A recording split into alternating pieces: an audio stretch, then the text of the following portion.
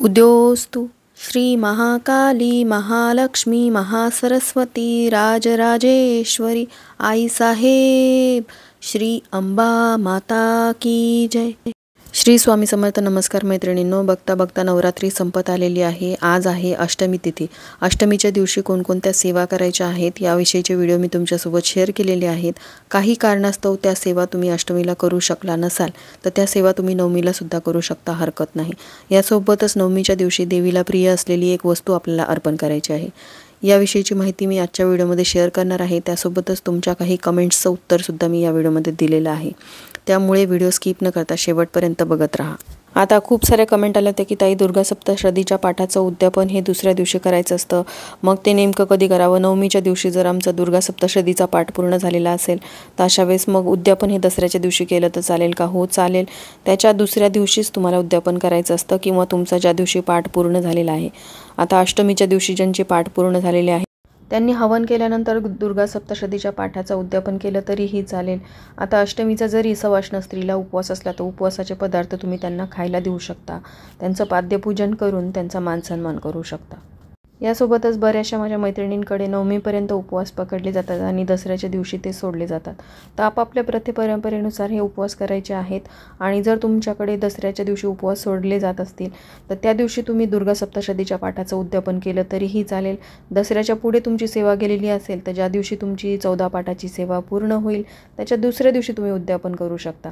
आणि उद्यापनाच्या दिवशी तुम्ही यथाशक्ती हा मानसन्मान करायचा आहे। तुम्हाला जर असं वाटलं की वरण भात भाजी पोळी एखादा गोडाचा पदार्थ करून तुम्ही उद्यापन करायचं तर तुम्ही तसं करू शकता, पण पूर्णाचे दिवे तयार करून तुम्हाला ग्रंथाची आरतीही करावीच लागेल। यासोबतच ज्या माझ्या मैत्रिणींनी दुर्गा सप्तशतीचा एकच पाठ केलेला आहे किंवा पहिल्या दिवशी म्हणजे घटस्थापनेच्या दिवशी संकल्प केलेला आहे की मी नवरात्रीच्या काळामध्ये एक दुर्गा सप्तशतीचा पाठ करेल, तर त्यांनी उद्यापन करावं का? तर उद्यापन करायला काहीच लागत नाही। तुम्हाला एका सवाष्ण स्त्रीची ओटी भरायची आहे, एका कुमारिकेचं पूजन करायचं आहे। यथाशक्ती तुम्हाला जेव खाऊ घालायचं आहे। एवढं तुम्हाला करणं शक्य नसेल तर तुम्ही एखाद्या मंदिरामध्ये दान करू शकता, एखाद्या ब्राह्मणाला 1 दिवसाची शिदा देऊ शकता। अशा प्रकारे सुद्धा दुर्गा सप्तशतीच्या पाठाचं उद्यापन करता येतं।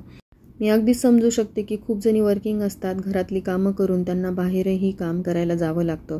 नवरात्रीचे 9 दिवसाचे उपवास असतात, अशा वेळेस सगळ्या सेवा करणं शक्य होत नाही। त्यातूनही वेळ काढून दुर्गा सप्तशतीचा एक जरी पाठ तुम्ही केला असेल तर यथाशक्ती हा मानसन्मान तुम्हाला करायचा आहे। आणि सांगितल्याप्रमाणे तुम्हाला घरी बोलावून मानसन्मान करणं शक्य नसेल तर एखाद्या ब्राह्मणाला तुम्ही एका दिवसाचं पुरेल एवढं अन्न दान करू शकता, म्हणजे शिदा देऊ शकता किंवा दक्षिणा देऊ शकता। आता त्यासोबतच अष्टमीच्या दिवशी ज्यांना हवन करणं शक्य नाही झालं त्यांनी नवमीच्या दिवशी हवन करावं। हवन ही अतिशय उच्च कोटीची देवीची प्रिय अशी सेवा आहे, त्यामुळे ही सेवा तुम्हाला चुकवायची नाही। यासाठी काहीच साहित्य लागत नाही, घरात असलेल्या सामान्यांनी सुद्धा तुम्ही हवन करू शकता। अगदी थोड्याशा गौऱ्या घेऊन तुम्ही तुपानी सुद्धा हे हवन करू शकता। थोडेसे तांदूळ घ्यायचे आहेत, पांढरे तीळ घ्यायचे आहेत, थोडंसं गाईचं तूप घ्यायचं। बाकीचं सामग्री तुम्हाला नाही मिळाली तरी अशा साहित्याचा वापर करून सुद्धा हवन तुम्ही घरच्या घरी करू शकता। हवन कसा करायचा आहे, हवनामध्ये अशी कोणती वस्तू तुम्हाला टाकायची आहे त्याच्याशिवाय तुमचं हवन पूर्ण होणार नाही, त्यामुळे तुमच्या देवीला नैवेद्य पोचणार नाही, ही माहिती मी कालच्या व्हिडिओमध्ये शेअर केलेली आहे, तुम्ही तो व्हिडिओ बघू शकता। आणि सांगितल्याप्रमाणे जर तुम्ही अष्टमीला हवन केलेला नसेल तर नवमीलाच व्हिडिओमध्ये सांगितल्याप्रमाणे तुम्हाला हवन करायचं आहे। यासोबतच आपण नवरात्रीच्या 9 दिवसांमध्ये घरातली सेवा करून बाहेरही देवीच्या दर्शनासाठी जात असतो, खणा नारळाने देवीची ओटी भरत असतो, पण यासोबतच आपल्या घरामध्ये असलेल्या कुलस्वामिनीचा विसर आपल्याला पडायला नको। घरातील देवीची सुद्धा आपल्याला ओटी भरायची आहे। नवरात्रीच्या 9 दिवसांमध्ये कोणत्याही एका दिवशी तुम्ही घरातील कुलस्वामिनीची ओटी भरू शकता। ही ओटी कशी भरायची, ओटीच्या सामानाचं काय करायचं यावाचा डिटेल व्हिडिओ चॅनलवरती आहे, तुम्ही तो बघू शकता। पण अजूनही तुम्ही ओटी भरलेली नसेल तर अष्टमी किंवा नवमी तिथी ही अतिशय शुभ मानली जाते। या दिवशी सुद्धा तुम्ही घरच्या घरी अगदी खणा नारळाने तुमच्या घरातील कुलस्वामिनीची ओटी भरू शकता। यासोबतच देवीला प्रिय असलेला नैवेद्य अष्टमी तिथीच्या दिवशी तुम्हाला अर्पण करायचा आहे। नवमीच्या दिवशी तर आपण पूर्णाचे दिवे तयार करतो। जर तुमच्याकडे नवमीपर्यंत उपवास पकडले जात असतील तर नवमीच्या दिवशी सुद्धा तुम्ही बासुंदीचा नैवेद्य देवीला दाखवू शकता। यासोबतच देवीला अतिशय प्रिय असलेला नैवेद्य सुद्धा आपल्याला अर्पण करायचा आहे, तो म्हणजे तांबूल।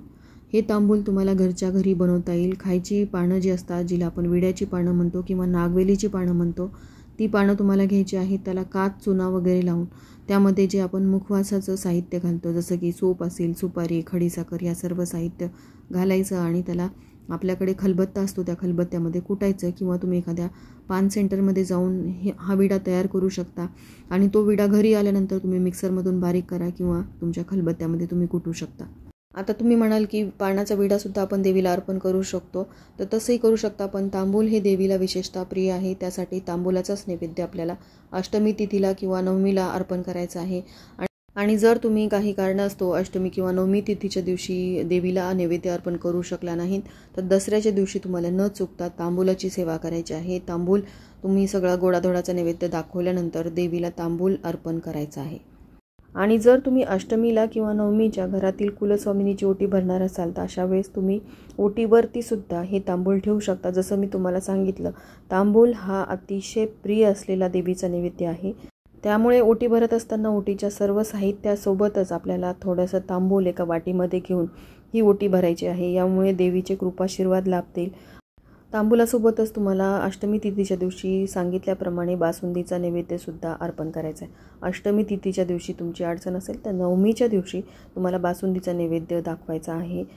कारण बऱ्याच जणांकडे नवमीच्या दिवशीसुद्धा देवीचे उपवास असतात, दसऱ्याच्या दिवशी उपवास सोडले जातात. त्यांनी नवमीच्या दिवशी बासुंदीचा नैवेद्य देवीला दाखवावा.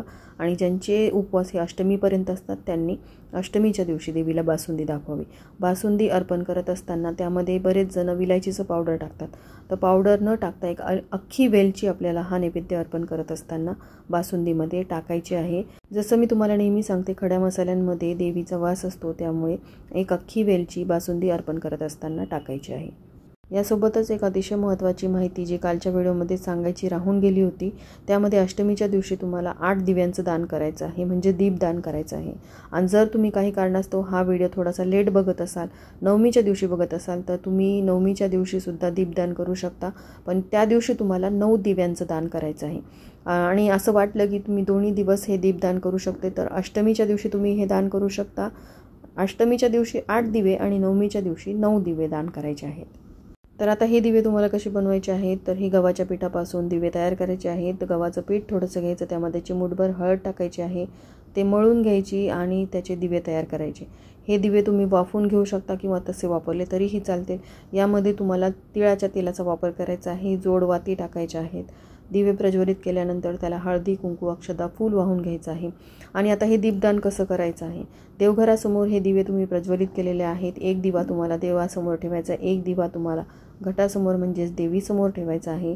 यातील एक दिवा तुम्हाला तुमच्या स्वयंपाकघरात गॅससमोर ठेवायचा आहे.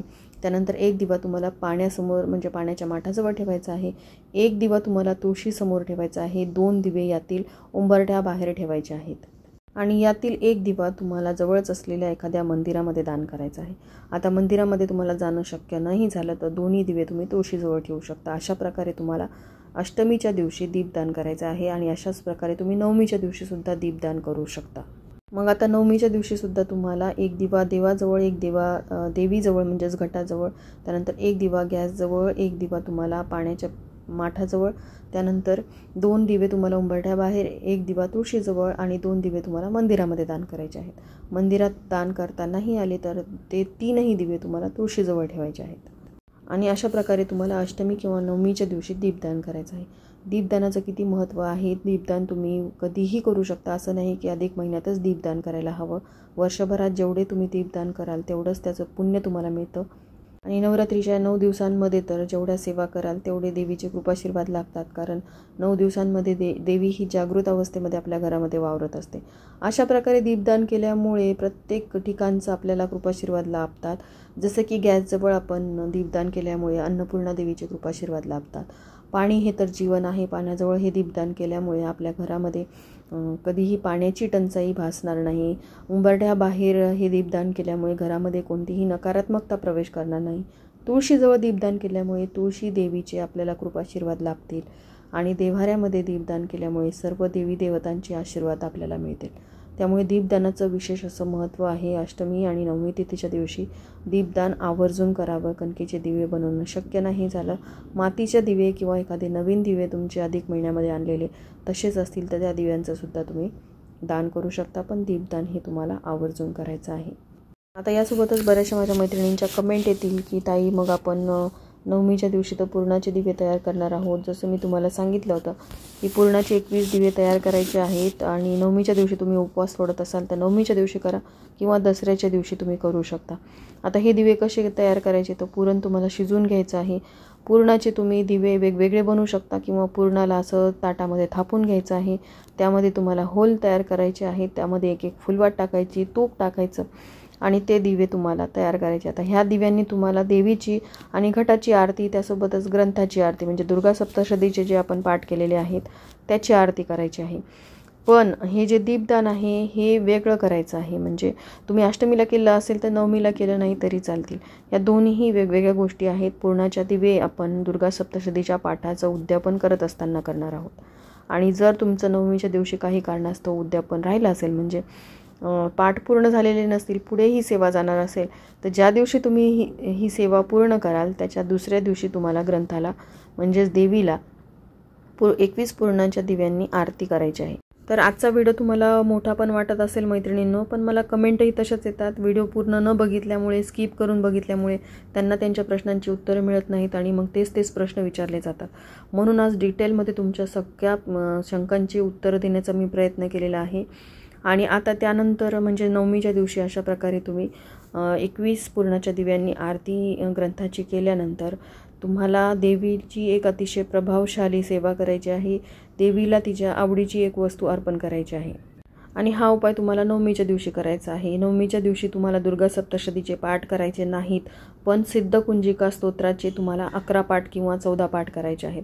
ज्यांनी दुर्गा सप्तशतीचे 14 पाठ केलेले नसतील, दुर्गा सप्तशतीचा एकही पाठ त्यांच्याकडून झालेला नसेल, त्यांनी सिद्धकुंजिका स्तोत्राचे 14 पाठ केल्यामुळे त्यांना दुर्गा सप्तशतीच्या 14 पाठाचं पुण्य मिळेल.